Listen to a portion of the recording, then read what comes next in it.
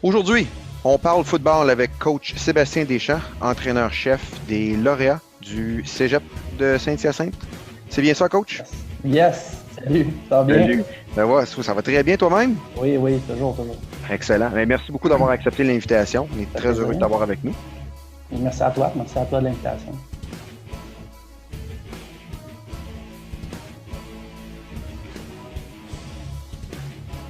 Coach, comment est-ce que le programme de football, les lauréats, se distingue des autres programmes de football au Québec? Donc, évidemment, il y a beaucoup de choses qu'on offre. OK? Il y a beaucoup de choses qu'on offre, mais je ne veux pas trop passer de temps sur tout ce qu'on offre parce que, premièrement, il faut garder un peu d'intrigue aux gars que je vais recruter. OK? Évidemment, on offre un excellent suivi académique. On a des périodes bloquées. En fait, on a des périodes bloquées à 3h15. À chaque jour de pratique, de 3h15 à 6h, les gars, ils ont des périodes bloquées pour faire la musculation, des périodes d'études. On a des entraînements à piscine. On a des périodes de yoga. Euh, on a les meetings de football. Dans le fond, une journée normale pour un gars dans l'équipe de foot, c'est à partir de 3h15. De 3h15 à 8h, il est en foot. Puis ça pourrait être de l'étude, ça pourrait être du yoga, musculation, des meetings de foot. Puis c'est ça. Puis nos pratiques, c'est de 6 à 8. Donc, ça, c'est vraiment le fun, mais je ne dirais pas que c'est quelque chose, puis tu sais, comme je dis, pour le suivi académique, tu sais, évidemment, on a un excellent suivi académique, mais la question que tu me poses, c'est qu'est-ce qui est unique? Ce n'est pas quelque chose qui est unique. Tu sais, le suivi académique, tous les cégeps le font, puis la majorité des cégeps le font très bien.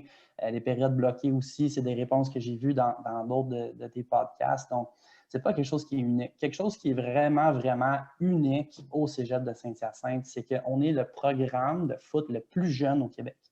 Okay? Notre première année d'existence, c'était 2014. Okay? C'est récent, là. 2014, c'est pas 1977. Là. Il y en a des programmes que ça fait longtemps, longtemps qu'ils existent. La première année du programme, c'est 2014. Puis laisse-moi en parler un peu de cette année 2014-là, parce que Oui. moi, j'étais à un autre cégep, puis on jouait contre Saint-Hyacinthe en 2014, puis je peux te dire que c'était n'importe quoi. Okay? L'équipe avait pas de complexe sportif, il n'y avait pas de vestiaire, il n'y avait pas de terrain de game, il n'y avait pas de terrain de pratique. Il fallait qu'ils aillent pratiquer sur un parc naturel à comme 10 minutes du cégep. Il y avait, évidemment, ils ont fini 0-8. Okay? Hmm. Puis non seulement ils ont fini 0-8, mais cette année-là, ils n'ont fait aucun point. 0 point pour dans toute l'année. Okay? Puis ça, c'est 2014. Okay? Puis depuis 2014, la progression qu'on a eue, je trouve que c'est vraiment impressionnant. Moi, je suis arrivé en 2017. 2017, on a gagné le bol d'or à ma première année. Et ensuite, on a gagné un deuxième bol d'or en 2019. Puis directement après 2019, mais là, on a fait la demande de montée de division, puis là, on a été accepté. Puis là, cette année, ça aurait été notre première année dans la division 2. Donc, ce qui nous sépare vraiment du reste des programmes, c'est la progression qu'on a. C'est qu'on est en train de construire quelque chose qui, je pense, qui est vraiment spécial, qui est vraiment le fun. On continue à bâtir d'année en année. On est content de ce qu'on offre, mais on n'est jamais satisfait. On est tout le temps, ben, qu'est-ce qu'on pourrait offrir de plus pour que les étudiants qu'on a en ce moment trippent encore plus sur leur expérience, pour qu'on réussisse à recruter encore plus à l'extérieur. Puis, c'est pas un hasard. Cette année, je pense que c'était la première fois que j'allais jusqu'à la Naudière. Ben, c'est parce qu'on est en train de construire quelque chose de spécial. On est en Ouais. train de construire un programme d'élite, puis c'est ça qu'on veut être. On veut devenir un des meilleurs programmes à travers la province. Puis ce qui est le fun, c'est qu'on a gagné des bols d'or, mais on n'a pas fini. Là. On n'a pas fini. On est content de ce qu'on a fait, mais on n'a pas fini, puis on continue de travailler fort pour continuer à bâtir. Donc, c'est ça qui est vraiment unique à notre programme.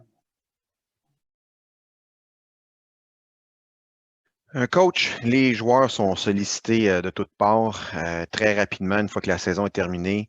Il y en a qui se font demander de se commettre dès le mois de novembre. C'est relativement tôt pour certains. Il y en a pour qui l'idée est déjà faite. Euh, mais dans le processus de réflexion de la part des jeunes, à quoi doivent-ils penser lorsqu'ils font leur sélection de cégep? Ouais. Bien, c'est sûr, premièrement, tout le monde est différent. surtout à 16 ans, là, tout le monde est différent, tout le monde a des aspirations différentes, tout le monde a des milieux différents. Mais c'est sûr que la première chose à laquelle il faut que tu penses, c'est en quoi je veux étudier. Okay? Ça, c'est sûr que c'est la première chose. Mais à partir de là, il y a beaucoup de branches qui se font différentes, qui peuvent découler par rapport à ta réponse que tu as donnée. Donc, je vais donner un exemple. Quelqu'un qui veut faire technique ambulancière, bien, Cégep de Saint-Hyacinthe, c'est un des seuls qui le donne. Quelqu'un qui veut faire technique policière, bien, il y a quelques cégeps qui le donnent. D'autres techniques spécifiques, mais il y a quelques cégeps qui le donnent. Donc, si pour toi, tu as un programme d'études qui est vraiment spécifique, bien, comme enlève les autres cégeps des cégeps qui sont potentiels pour toi. Ensuite, si jamais ton programme d'études, c'est quelque chose qui est plus général, comme sciences humaines, sciences nat, bon, ben là, tu as d'autres choses à considérer. Puis, genre, ça fait quand même longtemps que je recrute des gars, donc j'en ai vu des réponses, j'en ai entendu des réponses, puis tout le monde est différent. Il y a des gars qui m'ont dit, ben regarde, pour moi, vu que je veux aller en sciences humaines, toutes les cégeps sont des possibilités pour moi. Mais après ça, j'ai entendu, ben moi, je vais choisir par la réputation du programme de foot. Moi, je vais choisir une équipe gagnante. Je ne veux rien savoir d'aller dans une équipe qui est 0,8 à chaque année. Il y a des gars qui me disent, ben pour moi, ce qui est important, c'est l'ambiance. Tu sais, l'ambiance, est-ce que je me sens inclus? Est-ce que les gars sont le fun avec moi? J'ai entendu, moi, je vais choisir le cégep qui est le plus proche de chez nous. J'ai entendu le contraire aussi. J'ai entendu, moi, je veux rien savoir de rester à la maison, je veux m'en aller. OK. Et il y a des gars qui m'ont dit, ben pour moi, c'est la division. Et pour eux, ben moi, c'est division 1 ou rien. Ils m'ont dit ça. Il y a des gars qui me disent, ben pour moi, c'est comment je me sens avec les coachs. Des gars qui me disent, ben moi, je vais suivre mes amis. Il y a des gars qui me disent, moi, je vais suivre ma blonde. Il y a des gars qui me disent, ben pour moi, le plus important, c'est est-ce que je vais être partant à ma première année? Fait que tout le monde est différent. Puis je pense qu'il est important, ce qui est important pour les gars qui choisissent leur cégep, c'est de justement, peut-être mettre sur papier et dire, ben regarde, moi, je veux aller en sciences humaines, donc toutes mes portes de cégep sont ouvertes. Qu'est-ce qui m'intéresse? Est-ce que pour moi, la division, c'est important? Oui. Je veux jouer en division 1, absolument. Parfait. Mais sois clair avec le coach, dis-y, puis aucun des deux va perdre de temps. Puis c'est la même chose pour toutes les autres. Si, je ne sais pas, moi, pour toi, les amis, c'est très important, ben toutes les autres cégeps qui ont tes amis ne vont pas, ben tu peux les enlever de ta liste. Parce qu'il y a 30 programmes de foot, puis il n'y en a pas beaucoup qui vont cocher chacune 100% des boîtes que ce que tu recherches. Fait que ça va être important que les gars se fassent des listes de choses qui sont importantes pour eux, puis de mettre des priorités dans ce qu'ils recherchent. Coach, tu l'as mentionné d'entrée de jeu, vous étiez en division 3. Ça aurait été votre première année en division 2. Vous êtes les champions en titre de la division 3. À quel point penses-tu que ton équipe va être compétitive? Puis combien de temps tu penses avant que tu deviennes ultra compétitif en division 2? Bien, honnêtement, coach, c'est sûr que moi, je veux qu'on attende de jouer une coupe de matchs en Division 2 avant de même parler de championnat. Quand on était en Division 3, puis j'entendais d'autres coachs, puis même des joueurs ou des gens dans l'environnement dire « Ah ouais, on va gagner le bol d'or cette année », puis que finalement, ils ne font rien, bien, moi, ça me dérange. Okay? Moi, ça me dérange. Moi, je laisse les résultats sur le terrain parler. Okay? Puis j'ai beaucoup de respect pour tous les programmes dans notre nouvelle division. Puis notre but, au moins à très court terme, là, ça va être de gagner le respect de tout le monde avec nos performances sur le terrain. Donc, quand on va avoir fait ça, quand on va avoir joué une coupe de match, puis qu'on va avoir montré, regarde, on a notre place, que ce soit une victoire ou une défaite, mais juste dire, regarde, on a notre place, puis respectez-nous. Je pense que ça va être au moins un premier but à court terme accompli. Mais honnêtement, je suis vraiment confiant dans le produit qu'on offre. Les gars sur le terrain, c'est des excellents joueurs de foot. Si on avait pu jouer cette année, je pense qu'on aurait montré qu'on avait notre place dans cette division-là. Mais c'est sûr qu'à chaque année, le but, ça va être de gagner le plus de matchs possible, de montrer, comme j'ai dit, à court terme, c'est de montrer qu'on a notre place. Puis après ça, ben regarde, on va voir comment ça va aller. Mais je pense qu'à relativement court terme, là, je pense qu'on va être des contenders plus rapidement. Coach, en 2021, tu vas avoir besoin d'aide. Quels sont tes besoins les plus criants pour remplacer les joueurs qui quittent ton programme? Je dirais que le besoin le plus criant, ça va être O-line, D-line. C'est la pierre angulaire de tout programme. Puis je pense que la majorité des équipes de foot, puis que ce soit du Benjamin ou la NFL, je pense que tout le monde le sait. Que c'est là que ça se passe, que les victoires et les défaites se passent dans les tranchées, dans les O-line, D-line. On a eu une pratique commune avec les Géants de Saint-Jean il y a une couple de semaines. Puis on a bien fait, mais on a vu qu'il y a un step. On a vu qu'il y a un step dans les lignes, là, on a vu qu'il y a un step. Puis on va mettre beaucoup d'efforts dans le recrutement des O-line, D-line. Évidemment, on ne va pas juste recruter des O-line, D-line. On cherche des gars de talent qui sont sérieux, autant au foot qu'en musculation, qu'à l'école, qui sont compétitifs, qui ont de la drive, qui détestent perdre. Moi, j'adore ça. Des mauvais perdants, j'adore ça. Okay? En fait, je commence à chaque pratique, la première chose qu'on fait, c'est on appelle ça un for the score. On met le ballon à la ligne de 10. L'offense a 4 jeux pour scorer. Puis si l'offense réussit à faire un touchdown, la défense ont des push-ups, puis vice-versa. Donc, c'est une culture que j'ai implantée à Saint-Hyacinthe, que tu dois détester perdre. Okay? Puis ça, c'est quelque chose qui s'applique dans toutes les facettes de la vie. Si perdre, c'est pas juste l'équipe a fait plus de points que nous. Perdre, c'est perdre ta rep. Ta rep de 1 contre 1, tu l'as perdu. Il faut que tu détestes ça. Il faut que tu détestes perdre. C'est aussi pocher un cours. Ça, c'est perdre. C'est être compétitif dans toutes les facettes de ta vie. Puis c'est ça qu'on recherche. C'est des gars qui veulent rien savoir de perdre. C'est des gars compétitifs qui ont de la drive puis qui sont sérieux dans toutes les facettes de leur vie.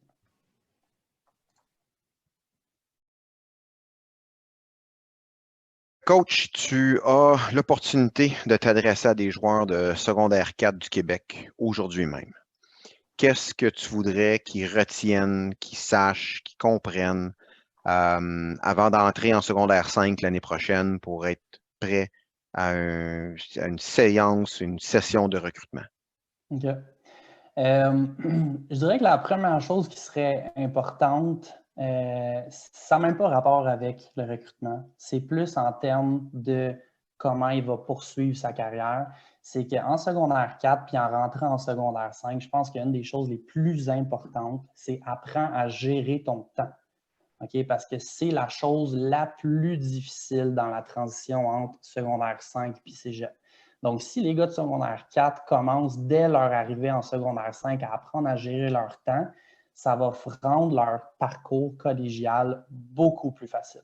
Okay? Parce que c'est la chose la plus difficile. Puis gérer son temps, c'est gérer, OK, j'ai une pratique ici, il faut que j'étudie ici, je travaille ici, j'ai telle chose, j'ai des activités sociales. Apprends à gérer ton temps. Parce que des fois, là, souvent, ce qu'on voit, c'est que les gars en secondaire 5 sont encadrés, sont un peu chouchoutés, puis sont OK, ben voici ton horaire, puis suis ton horaire, puis fais juste ça. Puis là, ils arrivent au cégep, puis oui, ils sont encadrés, on les encadre, on leur donne des horaires, puis tout, mais ils ont de la misère à respecter leur horaire, puis à gérer leur temps, parce que le cégep, c'est pas nécessairement OK, ben j'ai des cours de 8 heures à 3 heures, puis après ça, j'ai une pratique. Non, c'est ce jour-là, j'ai un 2 heures ici que j'ai français, puis après ça, j'ai un 2 heures de musculation, après ça, j'ai un 2 heures de meeting de foot, puis après ça, j'ai un chiffre de 4 heures de travail. Tu sais, ça bouge beaucoup. Donc, les gars de secondaire 4, je pense qu'un des talents qu'il faudrait qu'ils commencent à travailler tout de suite, c'est apprendre à gérer leur temps. Autre chose qui serait importante pour les gars de secondaire 4, c'est commencer à penser qu'est-ce qu'ils veulent faire au cégep. Okay? Parce que souvent, les gars de secondaire 5, je leur parle, puis bon, mais qu'est-ce que tu veux faire dans la vie? À quoi tu veux étudier? C'est, ben, je sais pas, je veux jouer au foot. Ils ne savent pas vraiment. Fait que secondaire 4, je pense que c'est un bon moment pour commencer à penser à ça. Autre chose, je pense, qui est importante en secondaire 4, puis en fait, à travers tout ton secondaire, c'est de t'entourer de des gars ou des gens qui ont les mêmes buts que toi, les mêmes aspirations que toi. Okay? Parce qu'au secondaire, c'est une période que tu es influençable. Veux pas, tu es influençable par les gars qui sont autour de toi, puis Si tu es entouré par des gars qui sont sharp, qui sont structurés, qui s'entraînent, qui sont à l'heure, qui travaillent fort, tu vas faire la même chose. Okay? C'est comme ça. Puis si au contraire, ta gang d'amis, c'est des gars qui font le party, puis qui manquent des pratiques, puis que leur but, c'est pas nécessairement de jouer au niveau collégial, bien, c'est peut-être pas la meilleure gang d'amis que tu devrais garder. Ça, c'est à considérer clairement pour des gars de secondaire 4. Coach, ça fait plusieurs semaines déjà que tu es sur la plateforme de Nexus Sport. Selon toi, quel est l'avantage numéro 1 en ce moment? Ben, si, mettons, un jour, il y avait une pandémie mondiale, là, mettons, un jour qui empêchait les recruteurs d'aller voir les matchs, puis de parler aux joueurs, puis de faire du recrutement en personne, mettons que ça arriverait, là, ce serait une plateforme vraiment parfaite, là, mettons. Non, mais sans joke, j'ai vraiment été impressionné par la plateforme. C'est la première fois que je voyais quelque chose qui était comme ça. Ça aide vraiment les recruteurs, ça aide vraiment les joueurs. En tant que recruteur, moi, à chaque année, j'évalue que je vois environ 1500 à 2000 joueurs. Okay? Puis, mettons que là-dedans, il y en a à peu près 1000 qui sont en secondaire 5. Bien, c'est difficile de faire le tri, de savoir, OK, ben je ne sais pas moi, est-ce que ce gars-là, est-ce qu'il parle français? OK. Est-ce qu'il est ouvert à déménager? OK. Est-ce que c'est quoi le programme d'études qui l'intéresse? Tu sais, c'est beaucoup de critères qu'il faut que tu regardes. Tu sais, évidemment, il y a le talent qu'il faut que tu évalues aussi. Donc, des fois, il y a des gars que, tu sais, moi, je suis à Saint-Hyacinthe, puis j'essaye de faire évidemment, la Montérégie, je fais Montréal, je fais la Couronne-Nord, je fais un petit peu Outaouais, je fais Sherbrooke, mais mettons, je ne sais pas, moi, un gars de Sept-Îles qui serait super bon, puis je ne l'ai pas vu, bien, ce serait une plateforme qui serait parfaite pour me donner l'opportunité de le voir. Puis, de son côté à lui, de se faire voir, parce que ce n'est pas tous les programmes qui se font qui ont autant d'attention. Il y a des programmes, tu sais, Juvénile Division 1, il y a tout le temps plein de recruteurs, mais des fois du midget ou du Juvénile Division 4, il y a moins de joueurs, mais c'est pas qu'ils sont moins bons, c'est juste qu'ils ont moins d'exposure. Puis le site de Nexus, c'est vraiment fait pour ça. Puis, tu sais, pour les jeunes, ça pourrait littéralement changer leur vie, ce site web-là. Ça pourrait ouvrir une porte qu'ils n'auraient jamais pensé qu'elle aurait été ouverte, puis qu'au lieu de faire son DEP puis lâcher le foot, bien, il va continuer le foot, puis il va continuer à étudier au cégep, puis peut-être qu'il va se rendre à l'université, puis ça pourrait littéralement changer sa vie, là. Respect d'avoir été aussi tenace, d'avoir été aussi persévérant à travers tout ça. J'ai vu tellement d'histoires de gars qui ont fait tellement d'énormes sacrifices pendant longtemps, pendant une année complète ou même plus pour revenir puis jouer. Puis là, finalement, on joue pas. Je veux juste féliciter tout le monde qui a été persévérant là-dedans. C'est sûr que ça n'a pas été une année facile, mais on a été capable de voir qui avait le cœur à la bonne place, qui était prêt à faire vraiment les sacrifices. Puis les gars qui n'ont pas lâché, les gars qui ont persévéré, ben, c'est quelque chose que vous allez. C'est un trait de caractère qui est très, très important dans tous les aspects de ta vie, de ne pas être un lâcheur, puis de ne pas lâcher de toutes les embûches qui ont été lancées dans vos jambes depuis mars. Vous n'avez pas lâché, vous avez continué, vous avez persévéré. Puis là, les gars qui sont en secondaire 5, bien, eux autres ils veulent passer à un prochain niveau malgré qu'ils ont eu cette saison-là de 2020 qui était désastreuse. Gros respect à les gars de secondaire 5, mais aussi tous les gars collégiales, universitaires, Benjamin, tout le monde qui a persévéré. Là, vous avez tout mon respect. Coach Deschamps, merci beaucoup pour ton temps. Ça fait plaisir.